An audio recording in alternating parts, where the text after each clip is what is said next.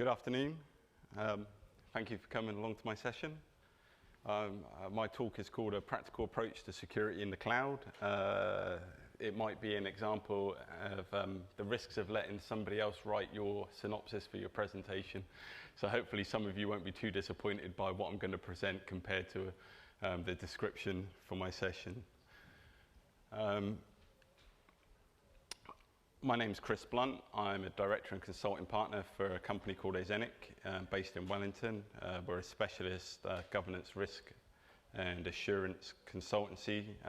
We only deal with security and privacy, and we've been going for about 7.5 years now.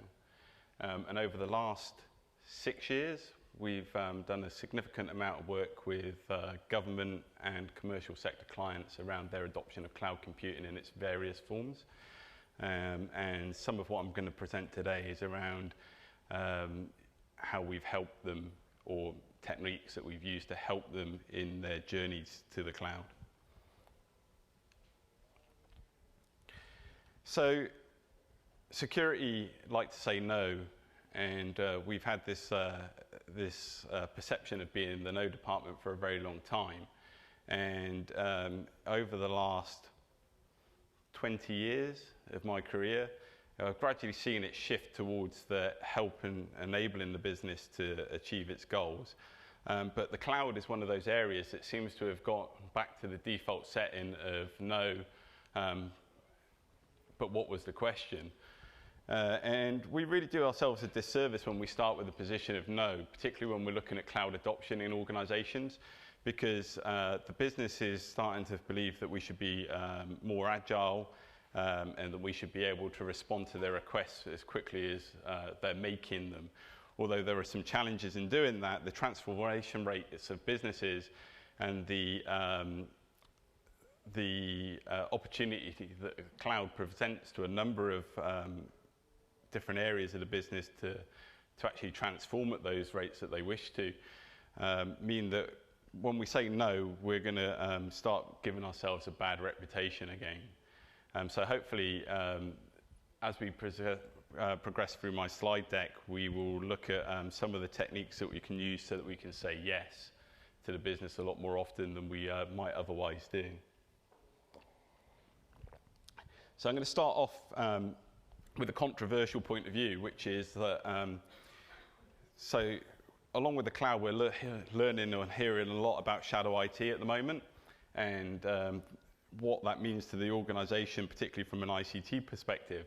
But the reality is, shadow IT is highlighting our failures in both ICT and security to understand and meet the business needs in a timely manner. If we want to shut down the business from being able to do business, do you think that we will have a job going forward is really the question.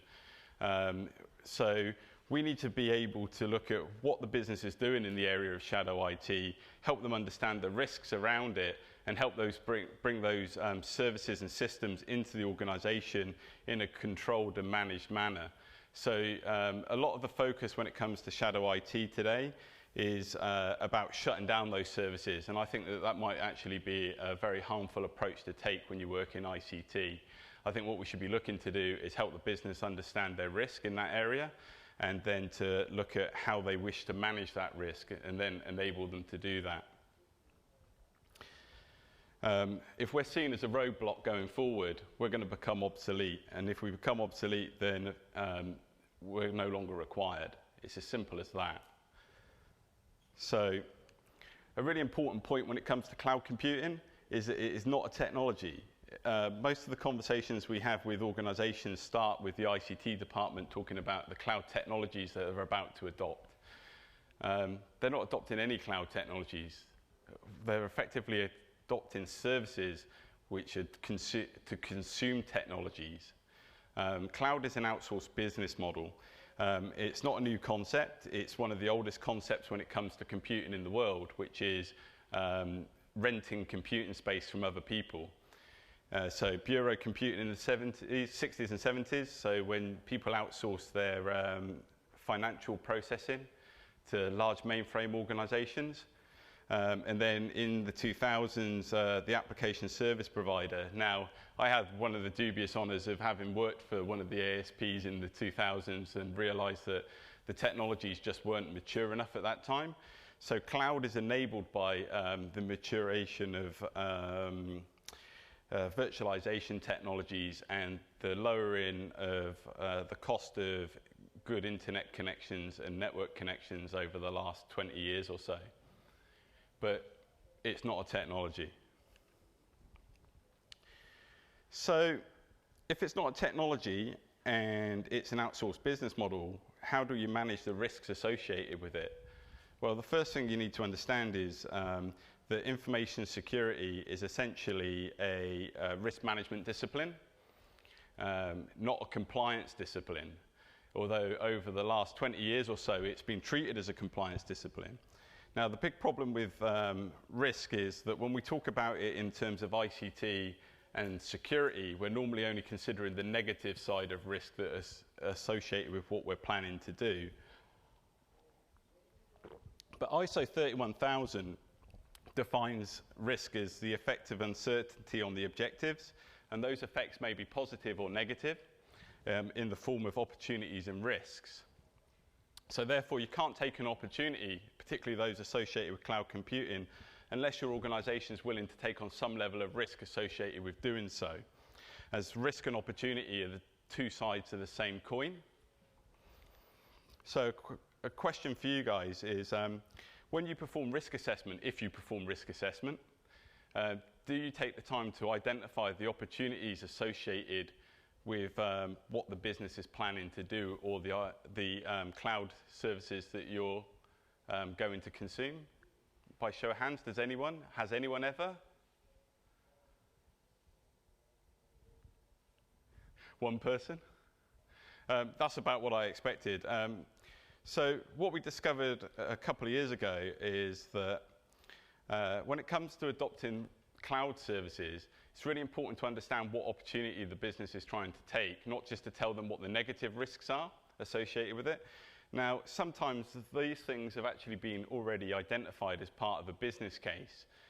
So they're going to be things like reduced capital expenditure, reduced time to market, increased productivity and collaboration, maybe improved ability to scale and meet demand, and improved reliability and availability of services. So as you put your hand up, I'm going to pick on you a little bit now. So as part of that identifying the opportunity and the risk, did you actually assess how they interacted with each other? So did you identify which risks related to which opportunities or could have an impact on the various opportunities?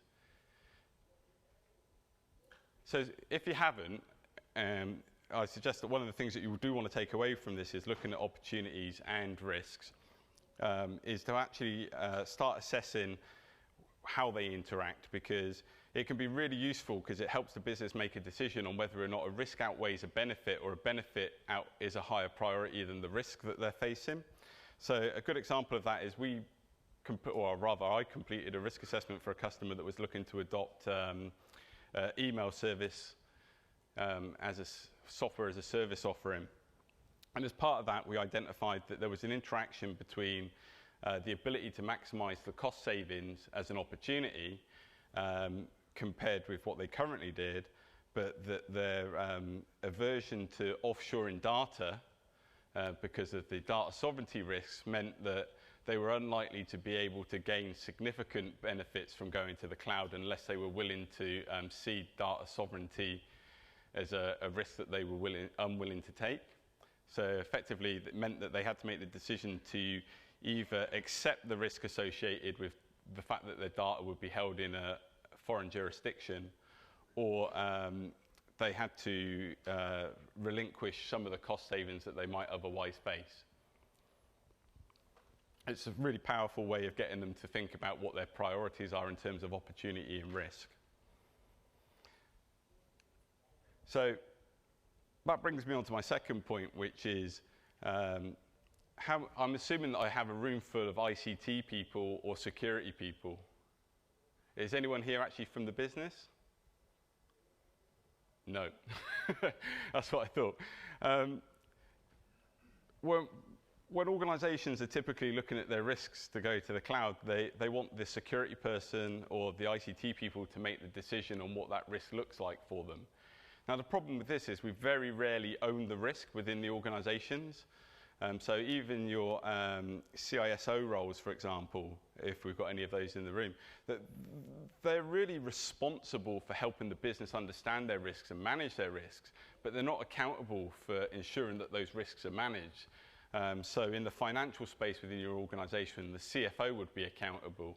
In the people and capability space, then your head of HR might be accountable. But it's very rarely that it's actually the ICT department's head or the security team's head that is actually accountable for these risks. Now, this is really important because when you're doing risk assessment, you're generally assessing what the risk is to the business, not what the risk is to the ICT team or to the security team in general. And if you don't have the business in the room, then it's very difficult to actually assess whether or not the risk is significant to the business or not. Sorry, excuse me. So it can be really helpful when you're looking at risk to understand who is the actual owner of the risk. And there might be multiple owners for services such as email because it's ubiquitous throughout your organization. It's a bit different when you're looking at underlying infrastructure services. So maybe IaaS as a service is a service that's actually owned by the CIO.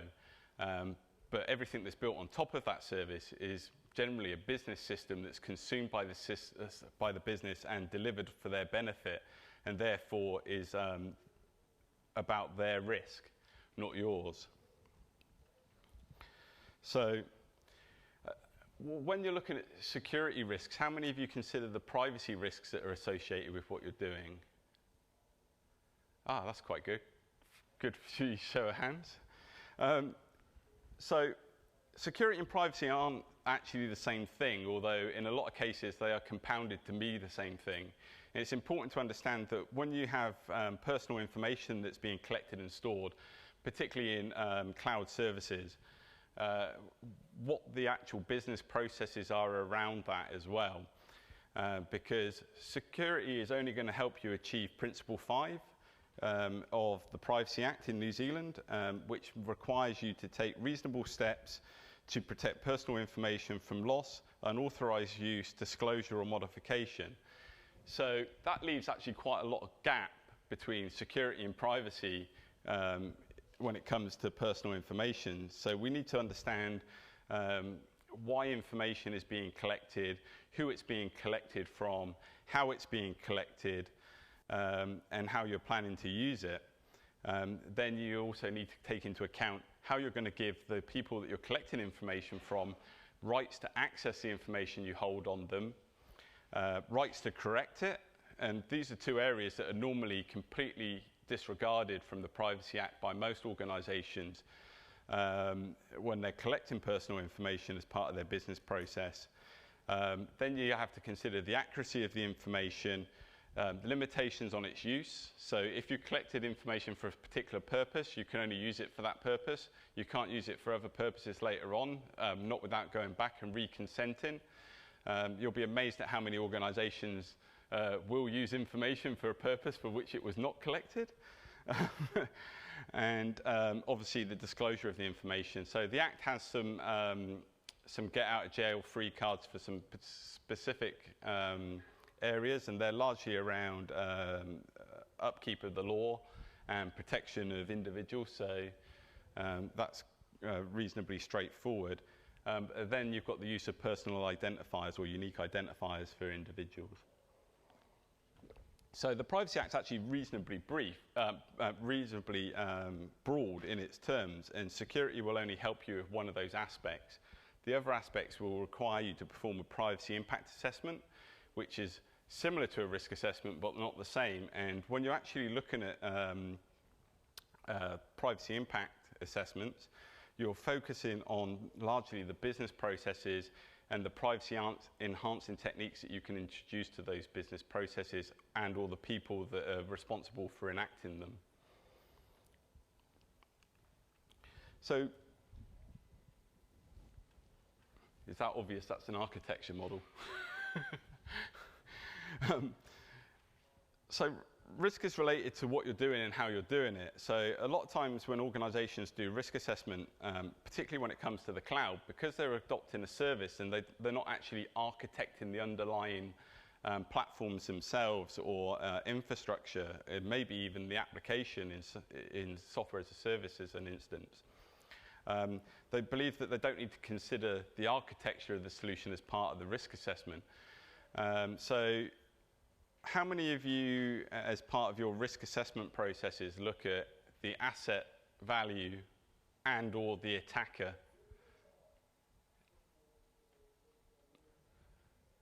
Oh, thanks, Ryan. I appreciate you putting your hand up.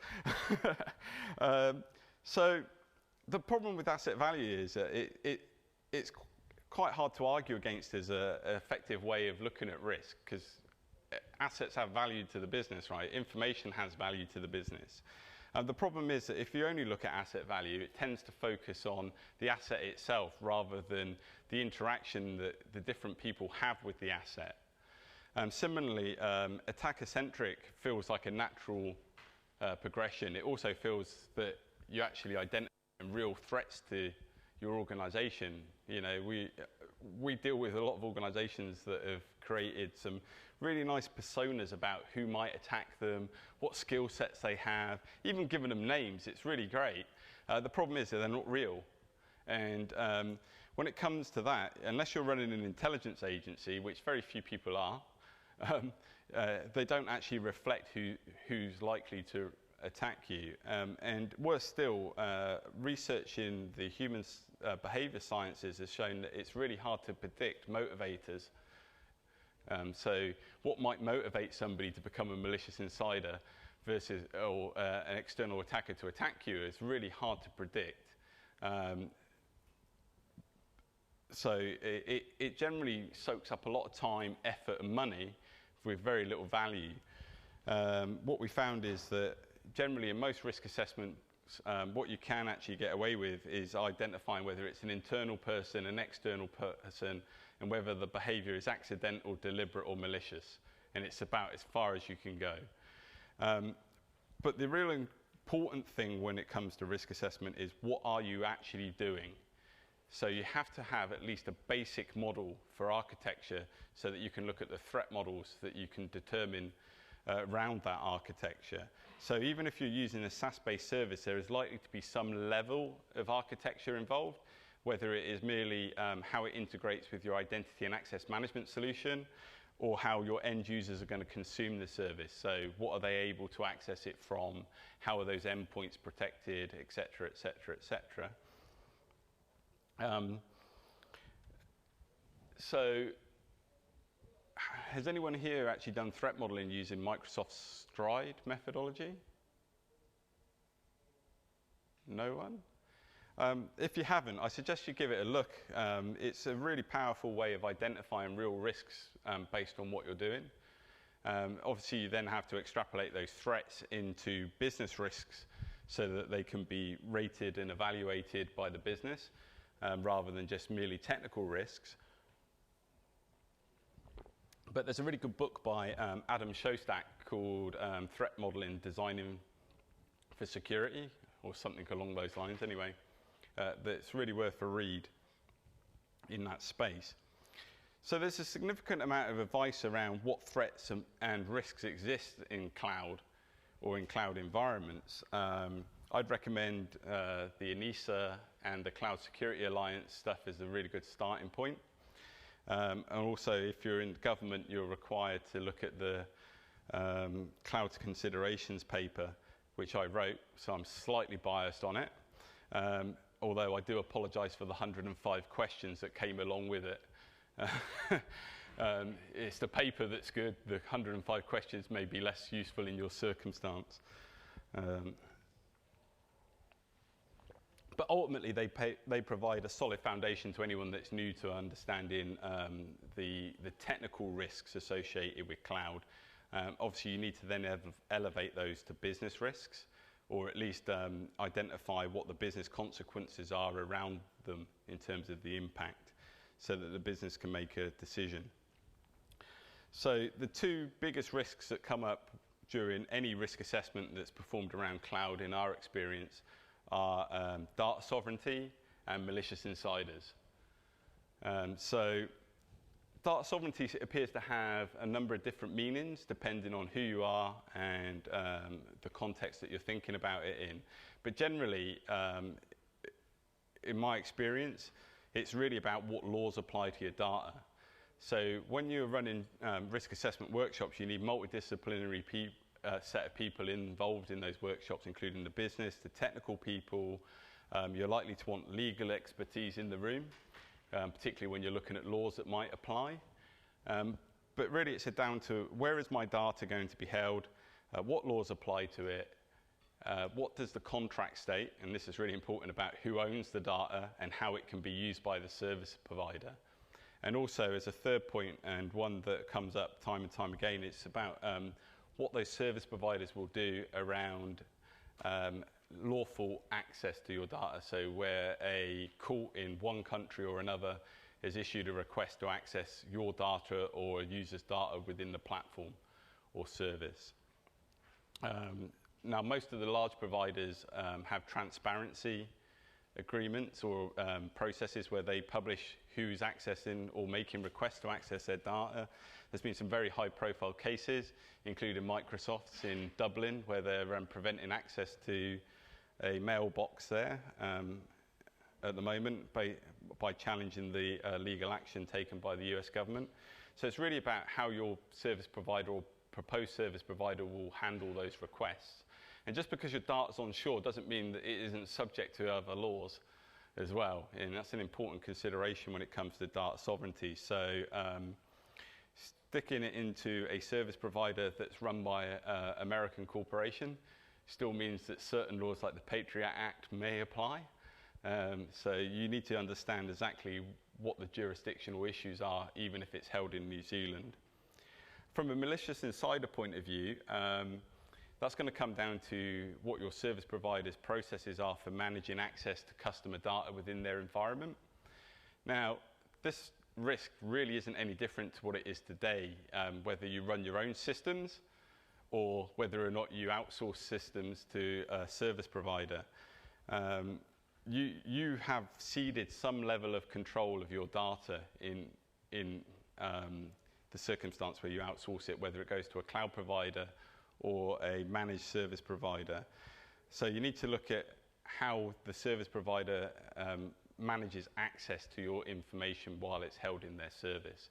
So Microsoft, as an example, have just-in-time privileges where their engineers have to escalate through 3 tiers of management to get approval to work on your information within their service, to resolve issues for you, and they're time-boxed in their access. And you can also go in and turn on customer lockbox as well, so that there's a 4th level of approval, which is you have to approve their access as well. So risk assessment seems like a lot of hard work when it comes to adoption of the cloud, but in my experience, the effort to describe risks and identify a catalogue of risks over time, and therefore a candidate set of controls, reduces significantly. So once you've gone through this for 1 or 2 services, you'll probably find that the same or similar risks exist for other services, and it's about tailoring the ratings of the risk and the controls that you can apply in those different circumstances and environments to get a view of what your gross and residual risks are for those different systems. But it always comes back to the fact that context is king, and you need to understand what you're doing, how you're doing it, and potentially why you're doing it. But this is still a bit of a problem, because risk assessment can take an extraordinary amount of time and an extraordinary amount of effort for most businesses, particularly if they've never done one before. So one of the biggest challenges is about how, and I think I touched on this on my first slide, the speed at which the businesses expect you to be able to move nowadays. And the promise of cloud is only making that worse, right? So they want an answer tomorrow on whether or not they can go to the cloud. They don't want to wait 6 months, and they don't want to wait 3 months even. So you've got to move quickly. And what we found is that a single speed approach to risk doesn't work for organizations that are really heavily driving into the cloud. So we've been looking at developing, and have developed in some instances, a 2-speed approach to remove some of the frustration and roadblocks. And what that basically means is where you have low risk, low value items, it's about just doing a basic assessment, making sure that it's below a certain threshold for the business, both from a privacy and a risk perspective, security risk perspective. And then if it is, letting them go to the cloud with some basic hygiene controls in place. And those might be as simple as knowing what information is going into the service or system, and who's going to have access to it, and how that access is going to be managed. But obviously that's unique to each individual organisation, so you pretty much need to determine that for yourself and what the right threshold is. But we've seen organisations that have spent 3.5K, so 350K on a project to select and implement a SaaS solution that they've then spent 35K on over 3 years to use, which seems like the cost of doing the assurance activities to move to the cloud significantly outweighed the benefits of using the service for them, right? So it's about understanding exactly what you're doing and why you're doing it, but also about where the risk is so small that it's not even worth getting into the massive cogs and wheels of process that you need to go through to identify and manage risk as thoroughly as you might otherwise need to.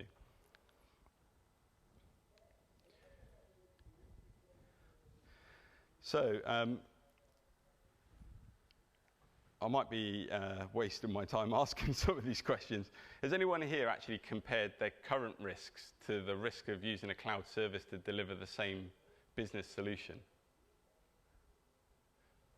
Oh, Michael. Yeah. So a couple of you. So how did you do this? Did you do 2 risk assessments? Or did you have an existing risk assessment for your current service? So you did 2 assessments. Yeah, that's kind of on the extreme end, and I assume it had high business risk and high business value to do that. What we found is that normally a very low-level assessment, if you don't have a current assessment, is sufficient, which I suspect is what you've done. So it's does the risk look about the same? Is it worse, or is it better? And then a rationale description of why you've chosen what you've chosen or specified for each of the risks that you've identified. It's really quite a useful and powerful tool because it gets away from the cloud is bad argument, and it means that you have to, at least at a basic level, look at how well you or your current service provider are doing the things that you've identified as being major risks in the cloud, or preventing you from adopting the cloud. What we found is that normally, particularly when it comes to SaaS solutions provided by some of the larger providers, is that the risk is normally significantly less than what you're doing today in most areas. Unfortunately, where the risk still is high is normally around the identity and access management side of things, and your cloud provider is never going to take that risk away from you, whether you're using SaaS, PaaS, or IaaS services. So it's really about understanding where the risk is compared to what you've got today, but it doesn't have to be the most intense way of doing it possible in my experience. So once you've identified all of the risks that you've got, you've evaluated where they're at, you've compared them to what you do today, you need to select how you want to treat the risks. So the key to effective risk management and information security is to select appropriate risk responses.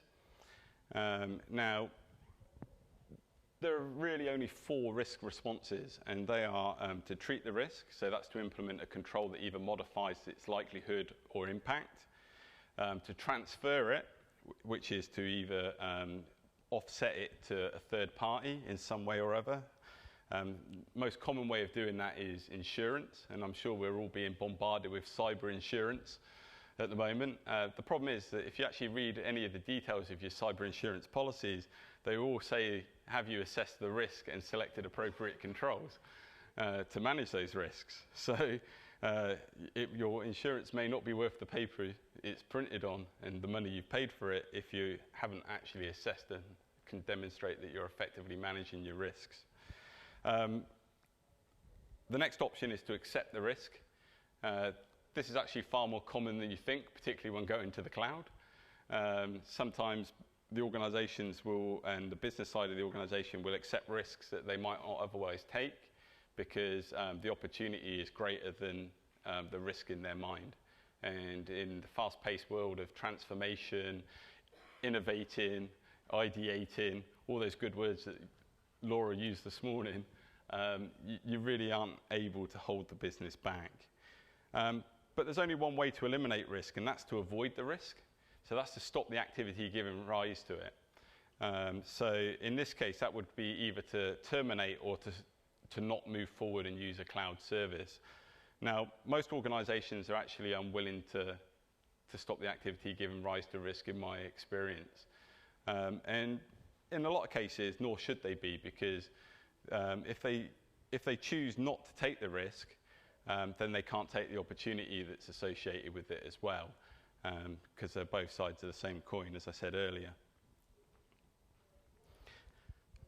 So that, oh, actually I'm skipping ahead now.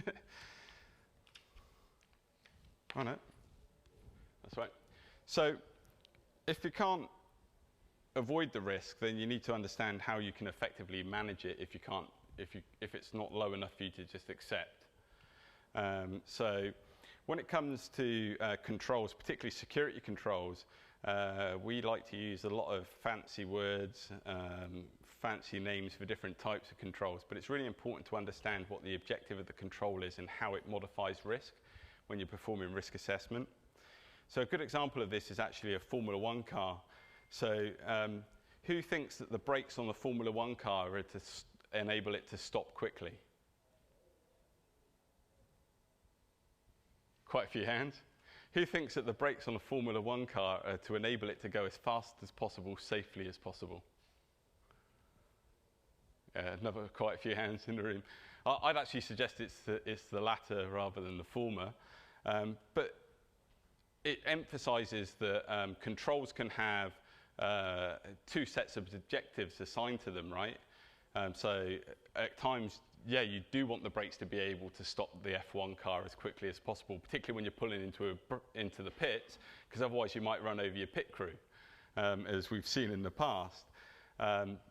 But also it has an enablement objective, which is it enables the car to go faster than it might otherwise do, safer than it might otherwise be able to. So that's the control and enablement objectives of a set of brakes on a Formula One car. And security controls, whether they're implemented by you or a service provider, are the same. So you have to understand what controls are available to you in the services that you're looking to adopt. You also have to understand where the demarcation of control responsibility lies as well. So there's no good specifying controls that you believe a service provider should be providing if in fact they're your responsibility. And that's more common in PaaS and IaaS environments, but it's still, there are still controls that you're responsible for when it comes to SaaS services as well. And they're largely in the identity and access management space, but they're also about what you enable users to do, training your users on the service and what's the appropriate limits of its use as well. And sometimes these get lost.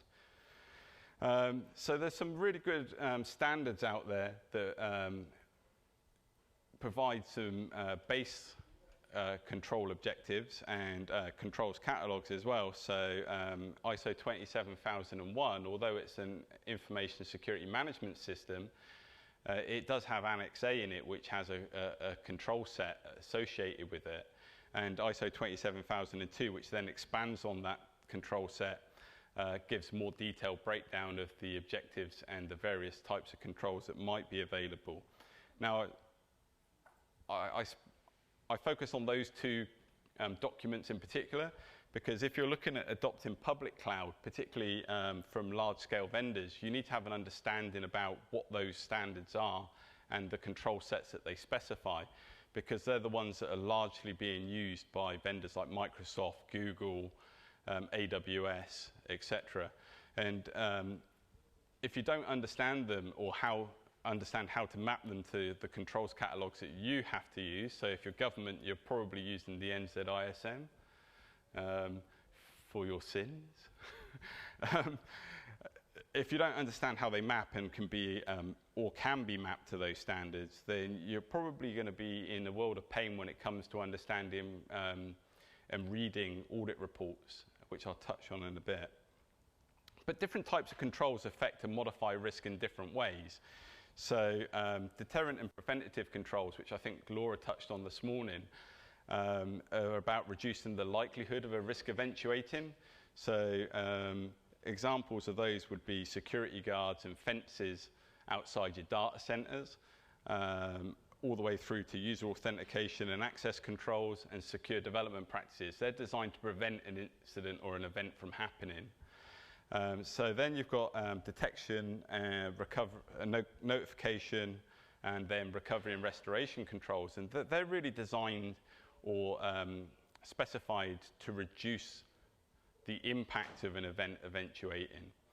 So that will be things like CM, so actually logging stuff, monitoring your logs, reviewing them, you know, all that good stuff that we all say we do but don't. Laura touched on it this morning, and it's very true. We log stuff, but it's very rarely looked at. And when it is looked at, it's normally done retrospectively, months later, because another problem's been identified. I think the latest stats are it's like 200 days between a breach occurring and a breach being detected. It's pretty much what most research shows. But then you have things like containment controls. How do you architect? And this is really important when you're going from on-premise virtualized environments into IaaS and PaaS environments. How do you architect for containment and isolation between services? So in the past, you've not really had to worry about it because it's one big network. It's your network. You trust it, right? Everyone trusts their network. It's a trusted network. I've no idea what a trusted network is. It's a phrase that seems to be used a lot in our industry, but I've never found one yet that I trust. So you do have to think differently about deploying stuff into cloud services because you are essentially in shared environments. And even in your own environment, you probably want to be thinking more carefully about whether it's appropriate for your finance system to be able to talk to your payroll system, to be able to talk to your HR system unfettered. So, you know, yes, there may be need for all three of those services to talk to each other, but it's probably in a controlled manner on set ports in a set way. So they should be segregated and segmented with only the rules that need them to talk to each other allowed. And then you've got assurance controls. Assurance controls are a little bit funny because they're the controls that you have in place to ensure that all of the other controls have been implemented and are effective. So I can't emphasize the and are effective part enough. Most people, when it comes to assurance, are still stuck in a compliance mindset. So the difference between assurance and compliance is that compliance checks that you've done what you said you would do and you've ticked the box. Assurance is, I've done what I said I would do, I'm managing it, and it continues to remain effective throughout the life of the control. And controls have lives, right? Let's be honest. It's like information has lives, systems have lives. Understanding what those lives are of those controls and how you manage them throughout them is really critical. The most common assurance activity in security is pen testing,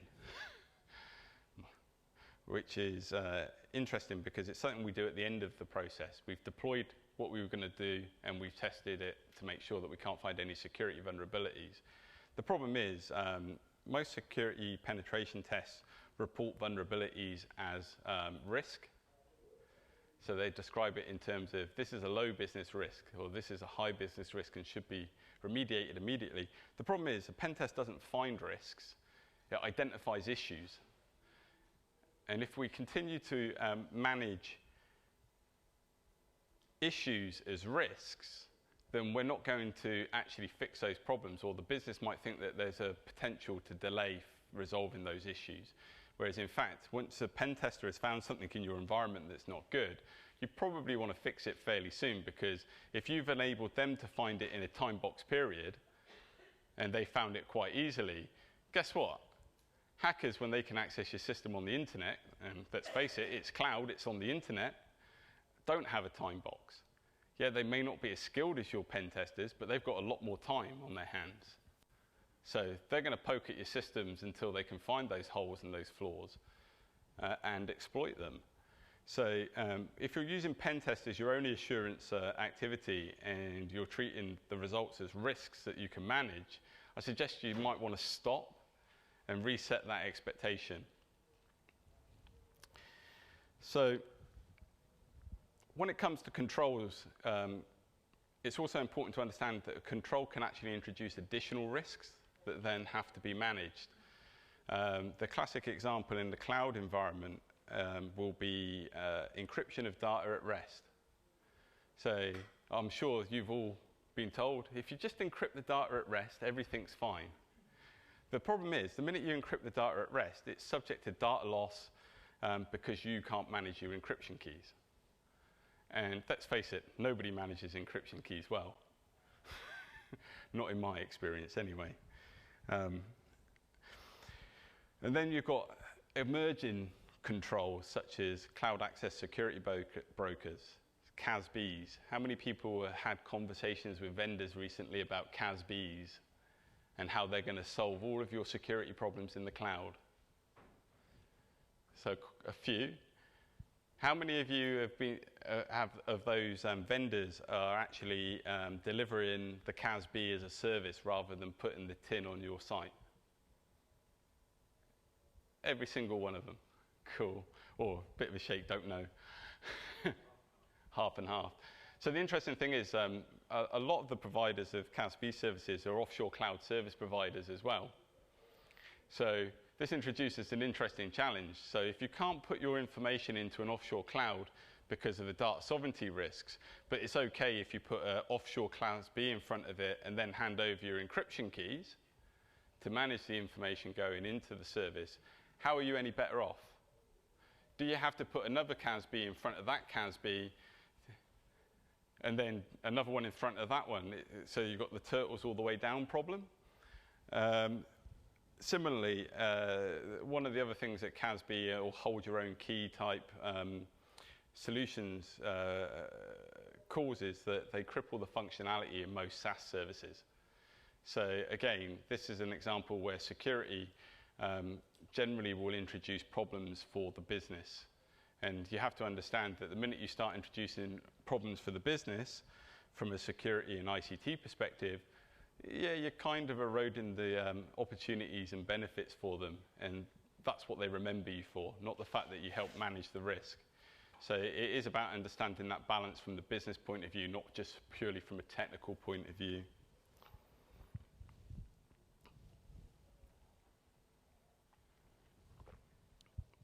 But possibly the most important thing to remember is that risk assessment's not risk management. So once you've identified your risks, you've evaluated them, you've selected controls to appropriately manage them, you then have to actually go on and make sure that they are being managed. It's amazing how many people have risk assessments performed for cloud and non-cloud services and then proceed not to incorporate any of the controls into their architecture documentation and designs and then implementation.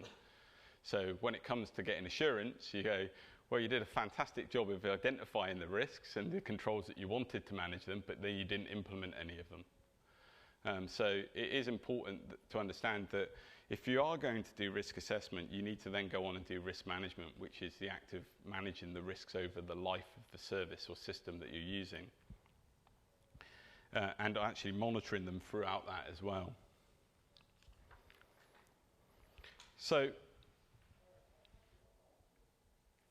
where the cloud differs to building services yourself and using managed services is around the assurance activities you can perform. So you can get some of the assurance up front with certain cloud services, which is a bit unique, because normally you have to wait until you've built the service to check whether or not the controls you require are in place. So if you're using SaaS services or you're going to use a PaaS or IaaS platform, the controls that you're not responsible for, but the service provider are responsible for, have likely already been assessed against an international standard of some kind, depending on who you're purchasing cloud services from and whether or not it's really a cloud service. So there are actually 3 types of audit available for assurance. So a first-party audit is where you've built something, you go and check it, and you generally check it against your policies, your standards, the risk assessment, and the design. The second-party audit is when you've outsourced something to a third party, typically a managed service provider rather than a cloud service provider.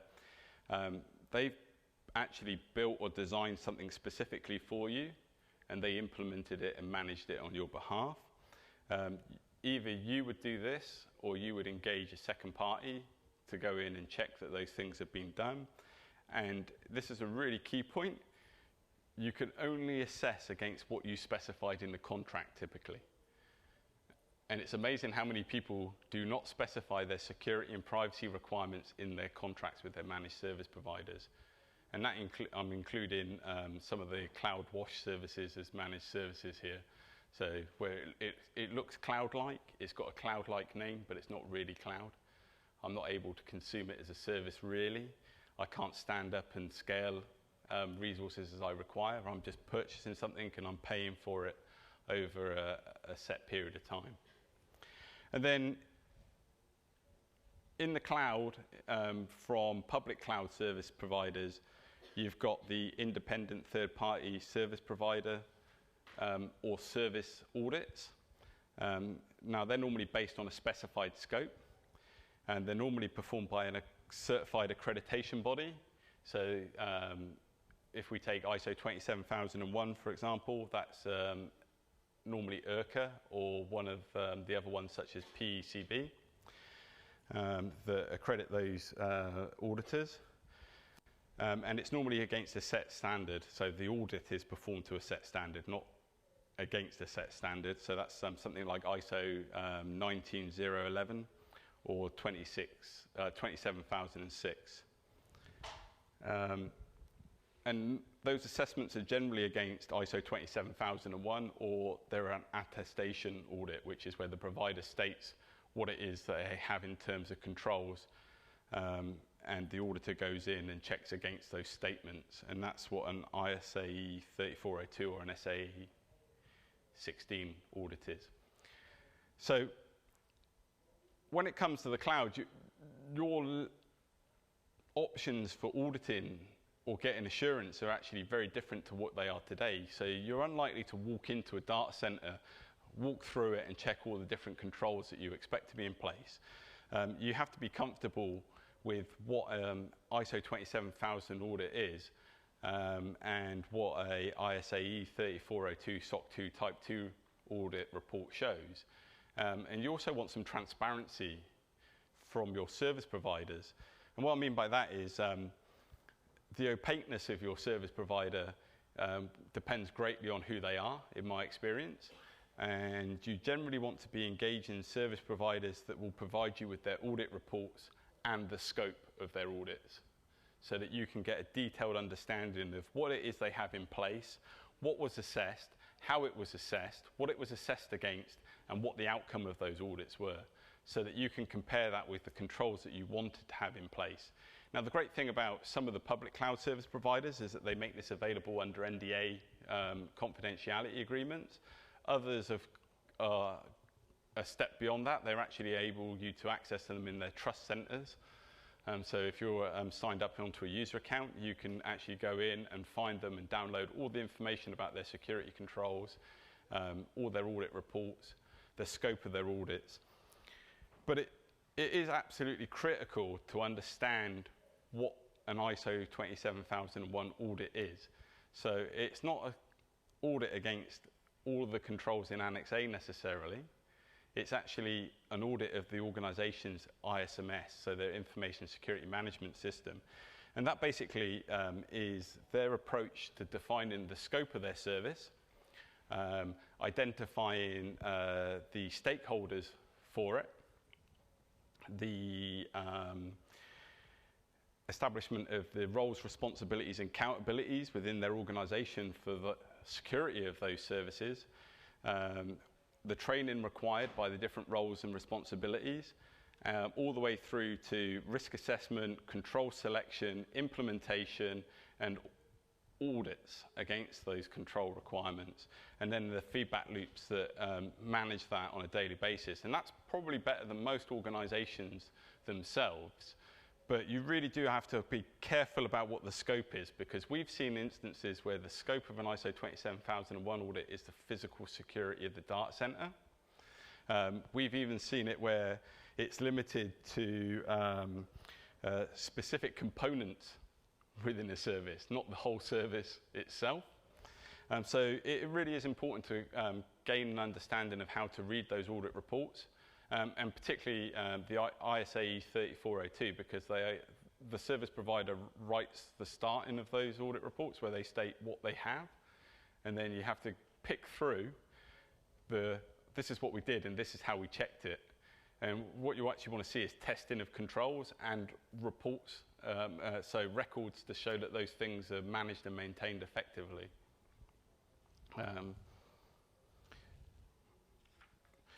But regardless of whether or not those things are available from your service provider, you still have to look at the things that you're responsible for. And you have to ask yourself, if you're going to that level of rigor for your service provider, how much rigor are you going to for the things that you're responsible for implementing and managing? So identity and access management is critical to the successful adoption of the cloud. But we're largely terrible at that as well as organizations. People don't like to remove user accounts too early, so they stay in place. Then they stop getting disabled because other people might need to access their mailboxes, right?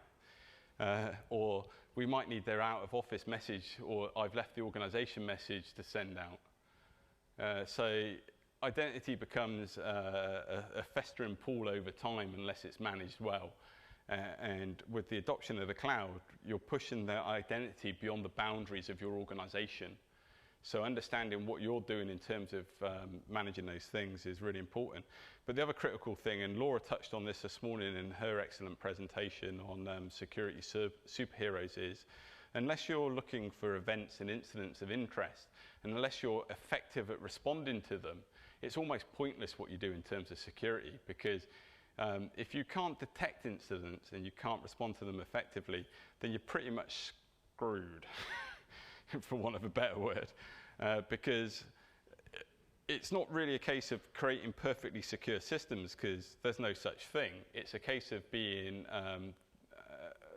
not the lowest hanging fruit in the orchard, right? And part of effectively managing risk and managing information security risk is to ensure that you're able to respond to those things as quickly as possible. And we've actually had instances where customers that are able to detect and respond to incidents, even pretty serious and major incidents, including significant personal data breaches, because they were able to effectively respond to them, coordinate with the media, the privacy commissioner, and other entities that they had to notify. The actual fallout from it was significantly less than it would otherwise be. And that's the criticality of incident response and management. You may not be able to stop the incident from happening, but you can actually reduce the impact significantly to your organization and its reputation. And the business really cares about those things. So it's a good way of getting them to stand up and take notice. Yeah, we can do these things, but if this was to happen, what would it mean? We need to invest in this area when we need to do it well. So really the whole point of my presentation is that With risk assessment, risk management, and talking to the business, we can get to a point where we can say yes, but is the risk acceptable to you?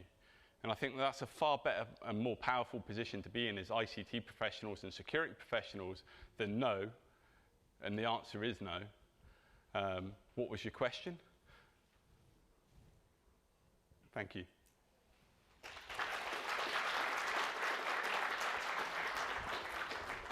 So I think we've got about 5 minutes for questions, if anyone's got one. Anyone? So our software solution employs forms and collects data. We don't know what that data is. It's workflows that they define. So at any point in time, they could be collecting identity information and stuff that breaches privacy.